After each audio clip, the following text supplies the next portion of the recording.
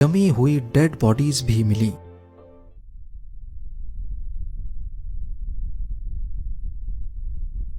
नौ hikers की लाशें ढूंढने में अगले 2 महीने लग गए। पहले 2 हाइकर्स ने बहुत कम कपड़े पहन रखे थे। ना कोई जैकेट्स थी, ना पैंट्स, ना ही ग्लव्स, टोपी, जूते और ना ही कोई ऐसी चीज जो कि इतनी ठंड में सर्दी से बचने के लिए पहनी जाती हैं। इनको सिर्फ हल्की शर्ट्स और अंडर पैंट्स पहनी हुई थी। वेदर आर्काइव में देखा गया तो मालूम पड़ा कि जब इनकी मौत हुई तो उस वक्त यहाँ का टेम्परेचर करीब -30 डिग्री सेल्सियस था, लेकिन उनके कपड़े ऐसे थे जैसे गर्मियों के मौसम में पहने जाते हैं।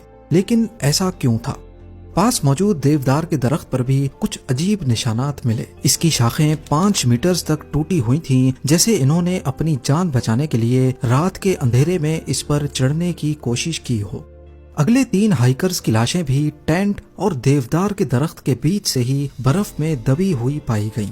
ये लोग पिछले वाले 2 के मुकाबले में कुछ न कुछ गर्म कपड़ों में पाए गए, लेकिन इन्होंने भी जूते और ग्लव्स नहीं पहन रखे थे।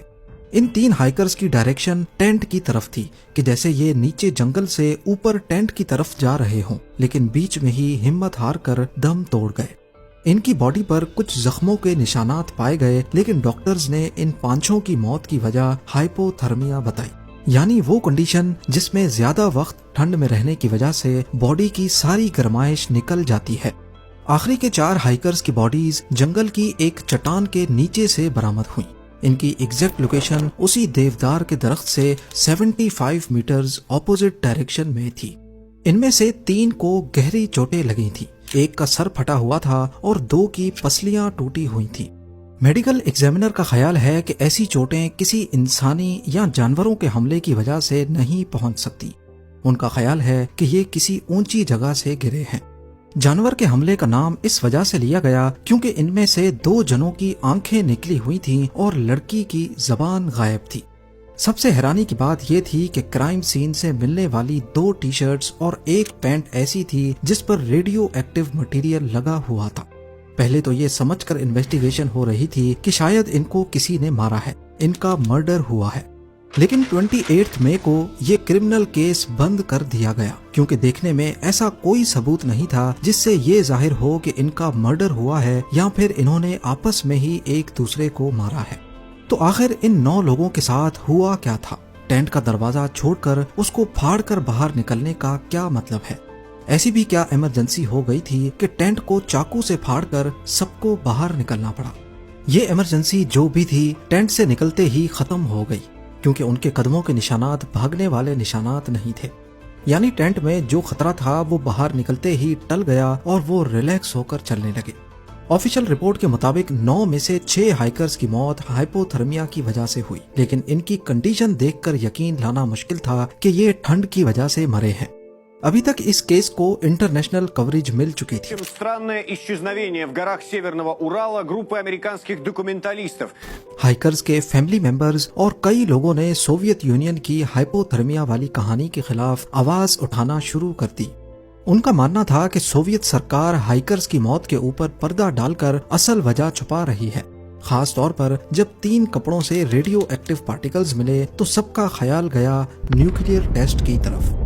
ये सोवियत यूनियन और अमेरिका के दरमियान कोल्ड वॉर का दौर था और सिर्फ चंद साल पहले ही अमेरिका ने हिरोशिमा और नागासाकी पर न्यूक्लियर बॉम्ब्स गिराकर दुनिया को अपनी ताकत की एक झलक दिखाई थी। उसके बाद सोवियत यूनियन ने भी कई न्यूक्लियर टेस्ट्स करना शुरू कर दिए थे। लोगों का ख्याल था कि सोवियत यूनियन ने इस पहाड़ पर चुपके से कोई न्यूक्लियर टेस्ट किया है जिसकी रेडिएशन की वजह से 9 हाइकर्स की जान गई है और अब ये हाइपोथर्मिया को वजह ठहराकर केस को रफा दफा करना चाहते हैं। इन्वेस्टिगेशन टीम इस केस को मुख्तलिफ एंगल से देख रही थी। एक मौके पर एवलांच को भी इस हादसे की वजह ठहराया गया। हो सकता है कि रात के पहर उनको एवलांच महसूस हुआ हो तो सारे टेंट छोड़कर भाग गए, लेकिन एवलांच वाली थ्योरी कुछ हजम ना हो सकी क्योंकि अगर एवलांच आता तो टेंट जिस बर्फ की पतली लेयर से ढका हुआ था वो बहुत मोटी लेयर होती। दूसरा ये कि ग्रुप लीडर इगोर ड्याटलोव एक एक्सपीरियंस्ड हाइकर और स्कीयर थे। वो किसी ऐसी जगह टेंट लगाते ही नहीं जहां एवलांच का खतरा हो। اس حادثے کے بعد 100 سے زیادہ ایکسپیڈیشنز ہوئے، لیکن کسی نے بھی یہاں ایسی کنڈیشن نوٹس نہیں کی جس سے ایولانچ بن سکتا ہو۔ ہاں، اس پہاڑ پر خطرناک کنڈیشنز ضرور ایکسپیرینس کی گئی، وہ بھی اپریل اور مئی کے مہینوں میں، کیونکہ تب برف پگھل رہی ہوتی ہے، جبکہ یہ 9 ہائیکرز فیبرری میں گئے تھے جب ایسی کوئی کنڈیشن نہیں تھی۔